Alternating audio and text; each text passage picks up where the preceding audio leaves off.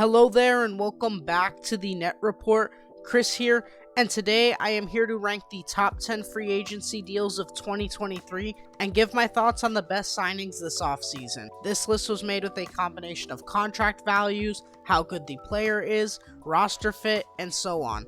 A lot of these signings are very interchangeable in terms of ranking, so keep that in mind when watching the video. And of course, let us know who you think was the best offseason signing throughout this free agency period. Without further ado, let's get into the list. And starting at number 10, I have Russell Westbrook, who signed a 2-year, $8 million contract. And this is an insanely good value deal for the Clippers. They get to retain Russell Westbrook, who is very good throughout the playoff run, and it really felt like he found his footing and fit into the team towards the end of the season and towards the playoffs. He of course stepped up versus the Suns and even almost stole a couple games away from them with Kawhi and Paul George out most of the series, and he's still a great attacker at the basket and ball handler despite his older age, and this signing is just a super low risk, high reward signing, and if Russ is able to perform like he did against the Suns, this deal has the potential to be the steal of the offseason. The only reason this does not rank higher is because the sample size is small and we have seen how erratic Westbrook can be in important games, but I can see a scenario where he buys into his role and is a very valuable piece for this Clippers team if everyone finally stays healthy for a full season. At number 9, I have Malik Beasley, who signed a 1-year minimum deal with the Bucks. And this deal is an underrated pickup that is not getting talked about a whole lot. Malik Beasley, of course, had a rough year with the Lakers, but I have a strong feeling he will bounce back this year. Before last season, he had shot between 38 and 40% from 3 between the 2018 to 2019 season, all the way until the 2021 to 2022 season. If he can find his shot again, Beasley will be the perfect Javon Carter replacement and will fit in very nicely with the Bucks team that loves to take a bunch of threes. I think he can be a very valuable scorer and space the floor for this Bucks team, and that is exactly what they needed. So if he finds his shot, which I think he will, this could end up being a very underrated signing. Moving on to number 8, I have the Dallas Mavericks signing Grant Williams to a 4-year, $54 million contract. And this is a great pickup for a Dallas team that has had very little wing depth. They of course missed out on Matisse Thybulle, so being able to at least land Grant to be a 3-and-D wing for this team is huge. Grant will offer great spacing and pretty good defense on the wing, which Dallas has really lacked since trading away Dorian Finney-Smith. And Grant is a very underrated 3-point shooter. He shot 39.5% from 3 last season on almost 4 attempts per game, and Grant overall just seems like a really good complementary piece to add next to Luka and Kyrie, who are not particularly great defenders. I am not 100% sure whether he is in the starting lineup or not next year, but whether he is coming off the bench or starting, Grant Williams will give you a solid 25 to 28 minutes of good 3-point shooting and wing defense, which this Dallas team desperately needs. So the fit just seems perfect, and I am very excited to see how he plays in Dallas. Maybe he is the piece that gets this team back into contention again and will help clean the defense up, which struggled a lot towards the end of last season. At number 7, I have Herb Jones, who signed a 4-year, $54 million contract to stay with the New Orleans Pelicans. And this is a deal that 3 years down the line can look like an absolute steal once the salary cap goes up and Herb Jones really starts to hit his full potential. Herb Jones is of course an amazing defender and has the potential to be a perennial all-defensive team guy for years to come. He is still very raw offensively, but is already an elite defender at the age of only 24. He is disruptive in passing lanes, an absolute pest on-ball defender who can lock down your team's best player while already being one of the top wing defenders in the league. If he ever develops some sort of offensive game, Herb Jones has the potential to be an elite 2-way player, and at only 4 years, $54 million with the cap going up, this contract can end up looking like an absolute steal. Coming in at number 6, I have Dante DiVincenzo going to the Knicks for 4 years, $50 million, and this is a quality signing for the Knicks, who needed more shooting and scoring off the bench, especially in that playoff series against Miami. DiVincenzo is a great 3-point shooter, shooting 40% from 3 last season on over 5 attempts per game, and should be a great rotation guy for the Knicks. He will fit in very well and probably play 20 to 25 minutes a night, offering great shooting, spacing, has the ability to cut and get to the basket, finish in traffic, while still playing great defense. Similar to the Josh Hart pickup last year, I can see DiVincenzo being a spark plug off the bench and will for sure bring much needed offense to this Knicks squad. His defense is underrated, and this contract is just overall quite a bargain for the Knicks. They only had to use their mid-level, so I really like this signing for the Knicks, and I think Donte DiVincenzo will be a real contributor for this team right away. Next at number 5, I have Brook Lopez and Khris Middleton combined, since the Bucks were able to re-sign the both of them to run it back with this Bucks squad. Khris Middleton signed a 3-year, $102 million contract, with the last year being a player option, and Brook Lopez signed a 2-year, $48 million contract to remain in Milwaukee. Both of these were deals that felt like they had to get done from Milwaukee's standpoint. Brook Lopez just had the best season of his career last year, being in Defensive Player of the Year conversations, being one of the best rim protectors in the league, and although he is 35 now, he is only locked in for 2 more years at a decent value.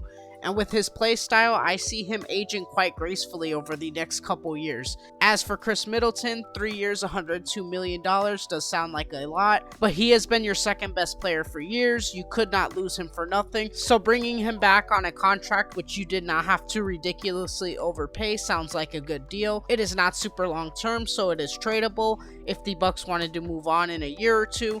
And most importantly, they bring the squad back to run it back after a disappointing end to the season last year, where it felt at times throughout the regular season they were clearly the best team in the league. Time will tell how these moves look, but I think it was very important to bring them back to keep this team competitive and Giannis happy. At number 4, I have Kyrie Irving re-signing to the Dallas Mavericks for 3 years, $120 million, and this signing, just looking at it from a basketball standpoint, is an absolute bargain. 3 years, $120 million for a guy who is an all-star and possibly all-NBA talent who can drop 30 any given night is a great deal in this market. The problem is, it is Kyrie, who, to put it nicely, has been one of the most unpredictable stars we have ever seen in this league. He has not played in more than 60 games since the 2018 to 2019 season, and this has been due to a multitude of reasons, ranging from injuries, suspensions, trade requests, off-the-court issues, and the list just goes on and on. This signing can definitely be seen as a risk from Dallas, but it was absolutely a signing they had to make after the trade they made last trade deadline. Kyrie as a talent is one of the best players in the league and can absolutely be Luka's second star alongside him. And if we get a Kyrie who is committed and not causing any issues, this signing is a home run.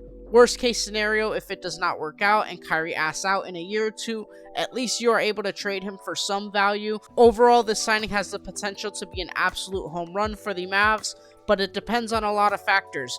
Kyrie getting paid less than Fred VanVleet per year, however, shows what his market was looking like due to all these issues, and honestly, it shows the Mavs might have got quite a bargain for an all-star talent in Kyrie Irving. Moving on to number 3, I have Gabe Vincent, who signed a 3-year, $33 million deal with the Los Angeles Lakers, which was one of the more shocking deals of this free agency. It really felt like a slight underpay for a guard in Gabe Vincent, who can shoot the 3, be an above average defender, is a very scrappy player, and showed to the world during the Miami Heat's finals run how valuable he can be to a contender. He of course will now be in a backcourt with D'Angelo Russell and Austin Reaves, so I'm not sure he starts right away, but I can see him starting depending on the matchups, especially closer to playoff time when they need extra perimeter defense, which would have been very useful in the Nuggets-Lakers series last postseason. I can see Gabe Vincent being the starting guard for this team come the end of the season, and I think he is going to be an absolute steal for the Lakers. The fact that the Lakers did not even have to use their full mid-level to sign Gabe Vincent is insane, and this is a signing that should only help the Lakers' playoff chances going forward. Overall, shout out to the Lakers for a very great signing. I'm excited to see how he fits in with the Lakers, and I think he'll really be able to help this team. Moving on to number 2, I have Eric Gordon, who signed a 2-year minimum with the Phoenix Suns, with the second year being a player option.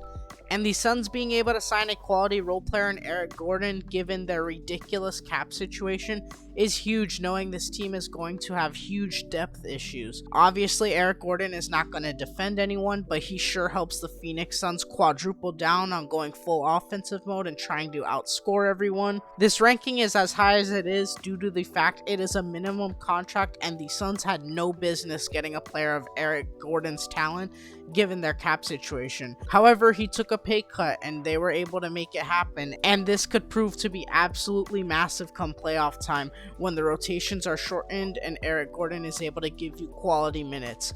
Before we dive into number 1, here are a few honorable mentions I wanted to highlight who did not quite make the list. First, I have the Pacers signing Bruce Brown to a 2-year, $45 million contract, which sounds like a lot at first for Bruce Brown, but the second year is a team option, so it really could end up just being a 1-year prove-it deal.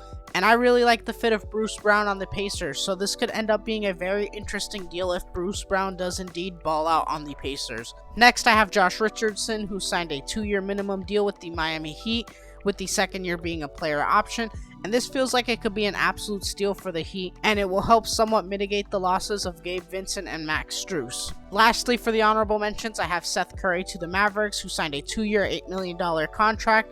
This gives them another reliable shooter to come off their bench on a cheap deal, so that just helps Dallas fill out their bench a little bit more.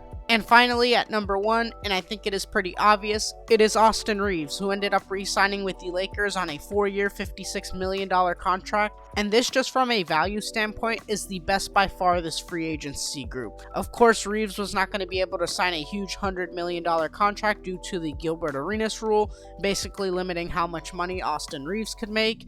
And the maximum a team could offer him was 4 years, $80 million, but no team offered him that much, knowing the Lakers would match any deals, so they did not want to waste their time and tie up their money for 48 hours, knowing the Lakers would just match the deal. This in turn caused them to be able to walk away with only having to pay Reeves 4 years, $56 million, which is a steal for a guy who truly looked like one of the best players throughout their playoff run, and overall the second half of last year. He was an amazing secondary shot creator, could score off the dribble, and just overall helped carry a huge part of the offensive load. And that will be very much needed for a Lakers team with an aging LeBron and an Anthony Davis who has never been the most consistent star as far as the offensive end goes. Overall, this deal could not get much better as a whole, and the Lakers got really lucky that they only had to end up paying this much for Austin Reeves' contract. But that is our top 10 free agency signings for the 2023 free agency class.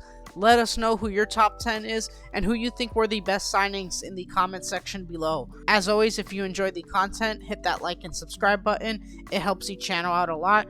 And stay tuned for more NBA and sports content. Thank you for stopping by and have a great one.